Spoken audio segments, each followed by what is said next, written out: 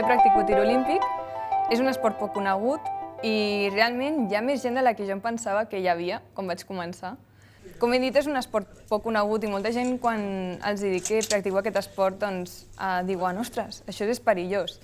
I no ho és, realment no ho és. O sigui, òbviament estem utilitzant rifles, no és un objecte que utilitzem en el nostre dia a dia, no? Però també és veritat que des del principi s'ensenya molt el que són les mesures de seguretat.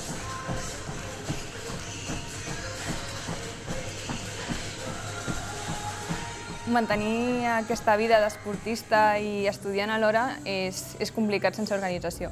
Mentre un s'organitzi i tingui clar què és el que ha de fer en cada moment, no ha de ser cap problema. Jo estudio 3 carreres ara mateix. Estic fent un doble grau d'enginyeria mecànica i enginyeria electrònica a la UPC. I aquest curs també vaig començar a estudiar física a la UNED, a una universitat online. Vaig començar a estudiar enginyeria perquè des de petita havia dit que volia ser inventora, però realment quan vaig començar el primer curs em vaig adonar que m'agradava moltíssim l'assignatura de física. I això, o sigui, realment m'agrada aplicar tot el que aprenc. Tot el que aprengui a física doncs m'agradaria després ajuntar-ho amb el que aprengui a enginyeria per poder fer recerca. Doncs ara faré una reflexió d'aquestes d'abans d'anar a dormir. En faig bastantes. Estava pensant si realment m'agradaria treballar en una empresa privada o fent recerca pública. Quan dic empresa privada vull dir I+D. És que avui m'ho he plantejat durant el dia i és cert que la resposta és bastant difícil de donar. Si no tens una plaça de professor, de catedràtic, és molt complicat viure de la recerca. O sigui, investigadors, gent que tenen doctorats, estan cobrant el sou mínim o estan cobrant molt poc. En canvi, en el que és empresa privada, doncs potser sí que és més fàcil cobrar un bon sou. Normalment en recerca, pel que tinc entès, es cobra bé, no? I es viu bé. Però sí que és veritat que et perds això, aquesta essència de descobrir allò nou perquè sí, no per vendre-ho, sinó perquè sí. Aleshores, clar, doncs, aquí és on entro en dilema, no? Si realment vull viure fent el que m'agrada o vull viure bé, en el sentit de sense preocupacions econòmiques.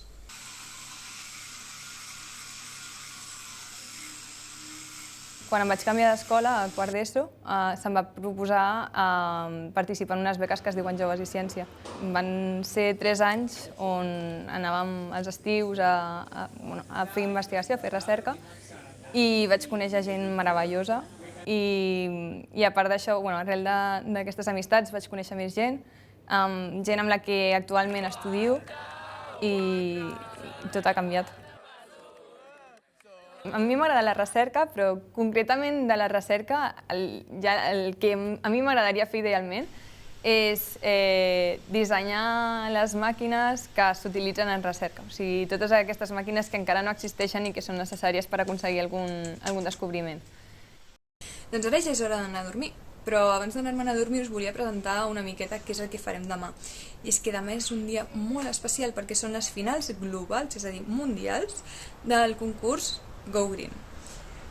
Jo aquest any m'he presentat amb una amiga que es diu Dorothy i el projecte que hem presentat es diu Lightwheels, que això d'aquí seria una demostració. Realment això és un prototip, no està acabat, però l'utilitzarem demà per explicar una miqueta com funciona.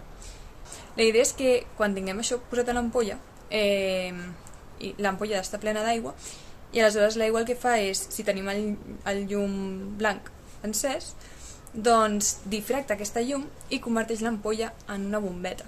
Mentre que quan tenim els rajos ultraviolets encesos, el que fem és purificar l'aigua que hi ha dins, eliminant algunes de les bactèries. És un producte pensat especialment per països pobres on hi ha poc accés a l'electricitat i poc accés a aigua potable. I bé, doncs demà és la presentació, així que desitgeu-nos sort. So, you will see here now a video. I hope you can see it. I have here our prototype. It's not a full prototype, but it's enough to show how it works. La idea és fer un doctorat I després del doctorat ningú sap. O sigui, estic totalment mentalitzada de que probablement m'hagi d'anar a un altre país. Realment jo crec que no tindré dificultat per adaptar-m'hi. Sí que els meus pares estan com, no, però també saben que aquesta és la realitat de la recerca i no hi podem fer res.